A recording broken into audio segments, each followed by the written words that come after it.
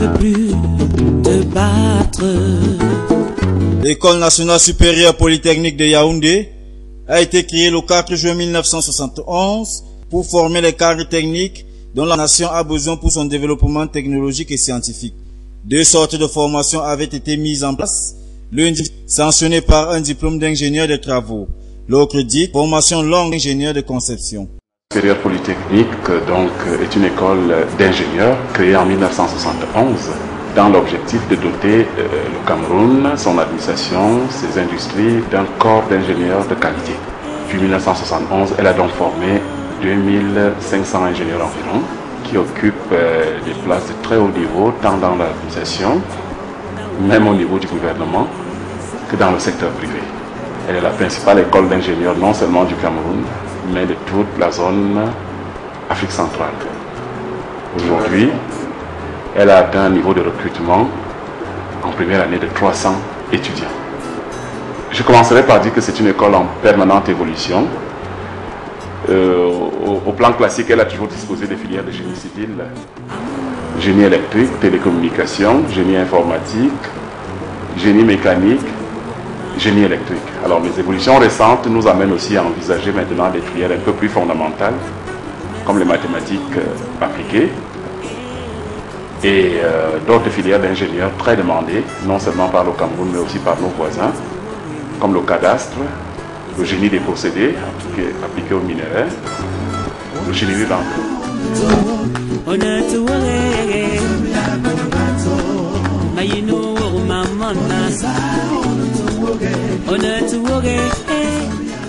La mission de l'NSP est d'appuyer le développement du Cameroun à travers la formation des ingénieurs de haut niveau, la promotion de la recherche scientifique et technique, la formation continue au sein du centre d'interface avec le monde industriel, la formation au plus haut niveau et selon le meilleur des progrès, les formes supérieures du savoir et du savoir-faire.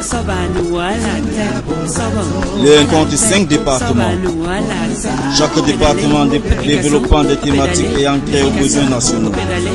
Ces départements sont le département de mathématiques et sciences physiques, le département du génie civil et urbain, le département des génies électriques et télécommunications, le département des génies informatiques, le département des génies mécaniques et industriels.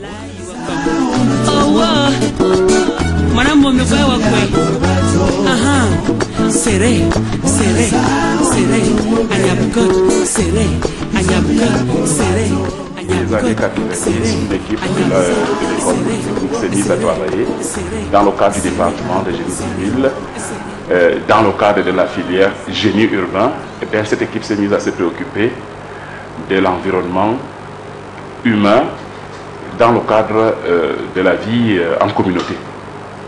Alors, plusieurs problématiques ont été posées. Il y a eu la problématique de l'eau, la problématique des déchets, le traitement des ordures, et ainsi de suite. Et beaucoup de travail a été fait au plan pratique qui nous a amené non seulement à travailler sur les préoccupations locales, un travail pratique, mais aussi à travailler sur les préoccupations plus globales, je dirais continentales, dans le cadre du projet Éco-Santé. Donc aujourd'hui, nous sommes à même de proposer des solutions tout à fait adaptées à notre environnement, qui sont consécutives à ce que nous faisons, à ce que nous avons fait. Nous avons constaté que la qualité de l'eau subissait des détériorations assez importantes entre le moment du puisage et la consommation finale dans les ménages. Donc, une des solutions que nous avons proposées en ce moment, c'était de faire des seaux avec des robinets. Donc c'est les seaux de première génération. Chemin faisant, on s'est rendu compte que dans ce quartier-là, les gens utilisent presque à 50-50% les eaux qui viennent des puits et les eaux du réseau. Donc ce qui fait qu'il y a un mélange assez astucieux qui est fait par les ménages, donc ce qui posait vraiment un énorme problème de santé publique compte tenu du fait que les eaux des puits dans ces quartiers où les latrines sont très voisines des puits et de qualité très mauvaise.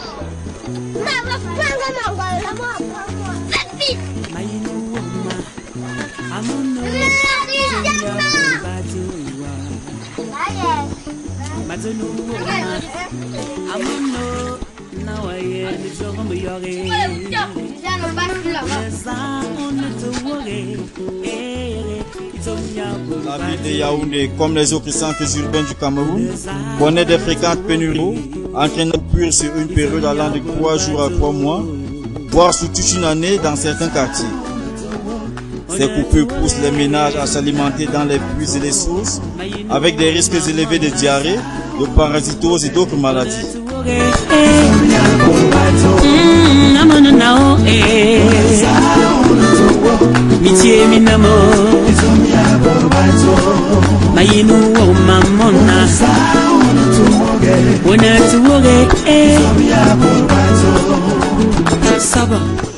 C'est tout pour faire, même pour préparer, pour boire. Bon, il faut puiser très tôt le matin pour ne pas puiser l'eau souillée parce que nos conditions de vie en eau potable ici sont vraiment très difficiles. Depuis nos représentants, bien que je le fais à 5 heures, il y a toujours les gens qui et comme ça je dois quitter ce matin. Pour les petites maladies qui sont légales et on se bat avec, puis c'est le seul qu'on a dans ce quartier. Les études ont démontré que près de 50% des eaux utilisées dans les ménages proviennent des traditions des sources. Conséquence, on assiste à la montée de la diarrhée qui est l'une des principales causes de mortalité infantile en Afrique. Au Cameroun, la prévalence moyenne de cette pandémie est de 25% pour les enfants âgés de 6 à 23 mois. Cette prévalence est plus élevée en milieu rural qu'en milieu urbain. De par leurs conséquences, notamment la déshydratation et la malnutrition, les maladies diarrhéiques constituent, directement ou indirectement, une des principales causes de décès des jeunes enfants dans les pays en développement. La consommation de l'eau de mauvaise qualité et le non-respect des règles d'hygiène sont à l'origine de cette situation.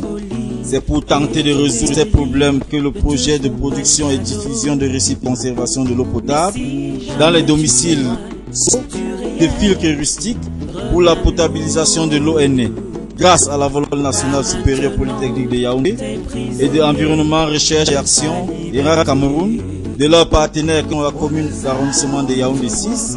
C'est lors d'une conférence au Kenya que nous avons entré en contact avec une PME kenyane qui ont développé en partenariat avec les gens de l'université d'Oxford, c'est-à-dire un filtre contenant les agents bactéricides. Et nous avons pu développer un partenariat avec eux qui nous a permis de faire le premier prototype que nous avons mis ici au labo et que nous avons testé pendant le mois de décembre en janvier de cette année.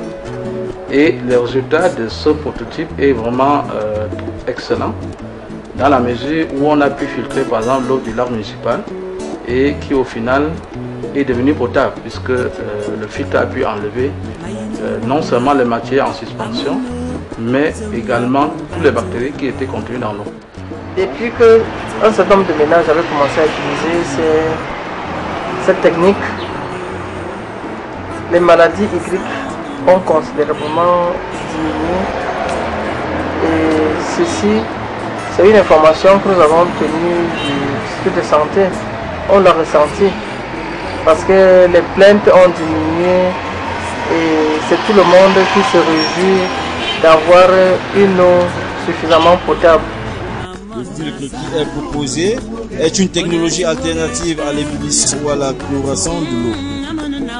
Par rapport à cette technique, il élimine les odeurs, la couleur, la matière en suspension